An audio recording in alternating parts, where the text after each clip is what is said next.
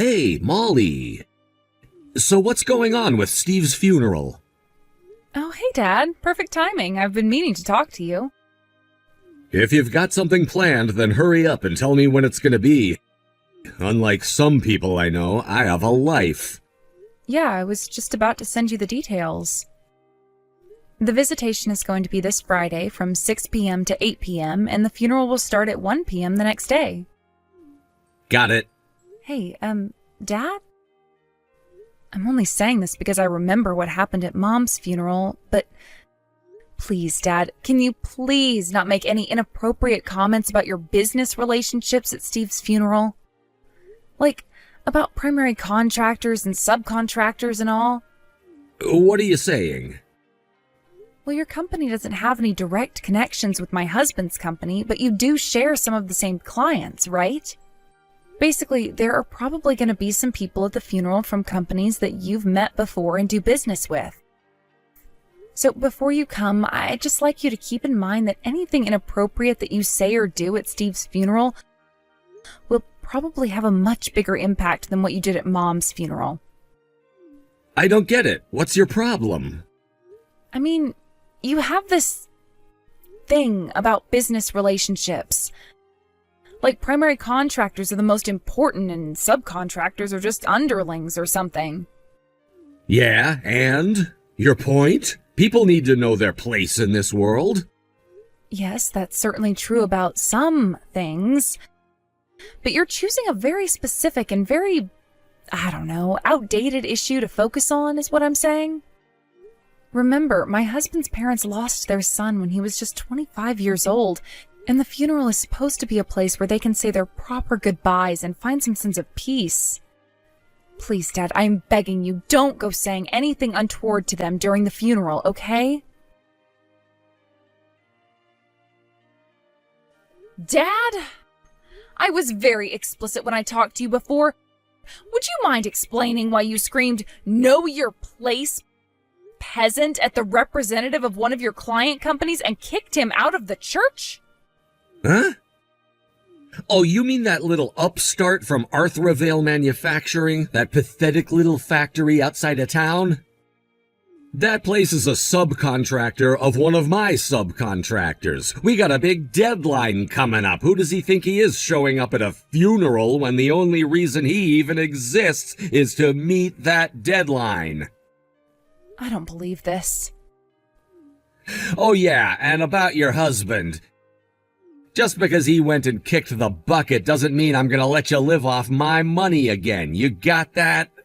What? I don't want you to ruin our family's reputation by coming back to live with us because you can't make it on your own. If you need help, go and live with his peasant family. Excuse me? What is going on with you, Dad? What do you mean, live off your money? I'm just making sure you don't go and get your hopes up, that's all. I spoke in plain English, so I won't let you pretend that you don't know what I'm talking about. No, Dad. I have literally zero clue what you're talking about. Then how about this? I'm disowning you. Huh? Don't ever show your face around my house ever again, little girl. You're no daughter of mine. Oh, so I don't have to go see you anymore? Have to? You're saying I don't need to come visit you on holidays like Christmas, Easter, birthdays, that sort of thing? Well, yeah, you're not allowed to come visit me. I really don't get what your angle is with this, but your terms are acceptable. Thanks for letting me know you're cutting ties with me, Dad. That saves me a lot of trouble. Hold on. Mom's sister took all of her things from your house after she died, and I don't have anything of value left over there, so anything that's still there can be thrown away. Really, you've just saved me the trouble of disposing of a lot of old junk. I was dreading having to do that by myself. Molly? Let me just say this, Dad. You've disowned me of your own volition. I'm not your daughter anymore. You're not my father anymore. So don't come crying to me for help when everything comes crashing down around you. Goodbye. What the?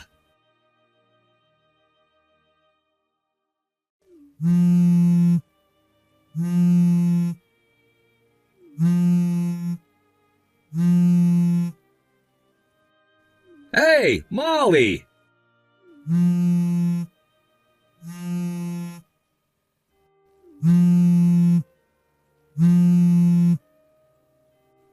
What's going on? What's the meaning of this? You're remarried? When did this happen? What do you mean? My husband is my first and only husband. Wait, what? But that doesn't make sense. Steve's dead, right? Like dead, gone. But now I'm reading in this interview online that your husband is the next in line to be the CEO of Straver Industries? Oh, yes, my husband is set to be the next CEO of Straver Industries. But what does that have to do with Steve? I really don't see what the relevance is here. Huh? Your husband has only been dead for a week. You should be in mourning, but you're already remarried to some wealthy, powerful businessman? What? My husband is as healthy as a horse, Dad. I don't think I've ever seen him catch a cold. I've been married to the CEO of Straver this whole time. Are you drunk or something? I saw you at the funeral. You were clinging onto the casket, crying your eyes out. Oh, that? That wasn't me, Dad. That was the woman who spent so much of his money that he divorced her, his ex-wife. I'm very confused. Well, it had only been about 3 months since they got divorced, so I thought she deserved to know about his passing and the date and location of the funeral. Looks like she never really was able to get over him. I felt pretty bad for her. She absolutely fell apart in front of everyone. I'm still confused. This ex-wife, who is she? You know who she is. She's our very own prodigal daughter. She suddenly up and left home one day, and we haven't heard from her in about 10 years before she randomly showed up a year ago. She's my twin sister, Mandy. This is giving me a headache. Your sister? As far as twins go, we definitely do look a lot alike, and given the circumstances, I'm not surprised you couldn't tell the difference between us. But seriously, not only could you not tell the difference between us, you forgot who we married? Like, for real, Dad? Oh, yeah. In my defense, both of you brought your fiancés to the house at around the same time, so it's pretty understandable that I'd mix them up. Oh no, don't tell me. Did you make the exact same mistake that she did? What mistake? You're clearly having a hard time with this, so I'll start from the beginning. I've been dating the same guy ever since we were both in high school, remember? And that guy is Steve's younger brother. His younger brother? Oh! Your sister got married to the older brother, Steve, and you were dating the younger brother, Stuart! Yep, that's right. Stuart has been in line to inherit the leadership of Straver from his father ever since he started going to college. So he was going through a sort of business apprenticeship with his father while going to school. Wait, but Stuart is the younger son. Why would he be the one to inherit the business? What about Steve? He's the older son. Well, their dad had a long talk with the both of them about what their goals were for the future, and in the end, Steve decided that he would rather forge his own path in life, so it was decided to pass the company on to Stuart. And by the way, Mandy swooped back into town like a vulture when she heard the news that I was engaged to the next CEO of Straver Industries. But it seems that, just like you, she also operated under the assumption that the firstborn son would be the one who got the company. Since she thought I was engaged to Steve, Mandy started in on a massive effort to steal him away from me and secure her business as the wife of a wealthy businessman. I see. She managed to win his heart, and they even got married in short order. But just when she thought that she had succeeded in pushing me to the side, she had the horrifying revelation that it was Stuart and not Steve who would be taking over the company. It came as a massive shock to her. Yeah, I can imagine. That wasn't the end, though. After they got divorced, Mandy realized that she had actually fallen in love with him, even if he wasn't the wealthy businessman she thought he was. She even threw herself at his feet and begged him to take her back. But, well, she was just too late. Oh, I guess that explains why she was crying like that. Well, that's the end of the story. Did you get all that? Don't worry about Mandy. Aunt Gracie said she's going to look after her for the time being. You can leave her to us. Oh, okay. Well, thanks for that. It's strange to hear from you so soon, though, Dad. Didn't you just disown me as your daughter a few days ago? Oh, I guess I did.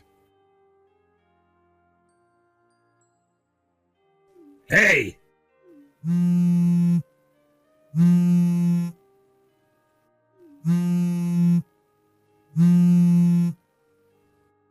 What do you want now?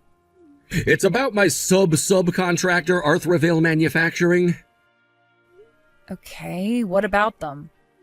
Their president is the younger brother of the chairman of the board of Straver Industries? Yeah? Yeah, well, why didn't you tell me about that? Good grief, Dad, you really didn't know? Straver's chairman's brother founded Arthravale after retiring from Straver with the explicit purpose of training up new talent to support the industry's future. It was all in the papers. It's intentionally kept as a small-scale operation due to its purpose as a training company. So they typically only do small order subcontracting orders. It's their bread and butter. Seriously, I thought this was common knowledge for the local business community. I had no idea. Oh, for the love of... So you really didn't know then? Oh no, what am I gonna do now? Okay, I'll bite. What's the matter, Dad? I've got to figure out some way to make it up to Arthravale's president. I think I know what's going on, but go ahead and spell it out for me.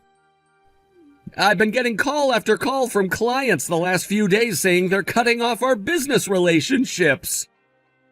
I was completely floored when one of our biggest clients said that, and when I asked them why, they said that they had heard about my behavior at Steve's funeral the other day, and they didn't want to be associated with someone who made such inflammatory remarks anymore, so they're cutting ties. Yeah, that's what I thought you'd say. But it doesn't make any sense. What did I say that was inflammatory? You still don't get it? Arthravale is a small-scale operation, but the technicians who train there go on to take on important roles at multiple manufacturers all over the region. There are even some alumni who have gone on to launch massively successful companies of their own.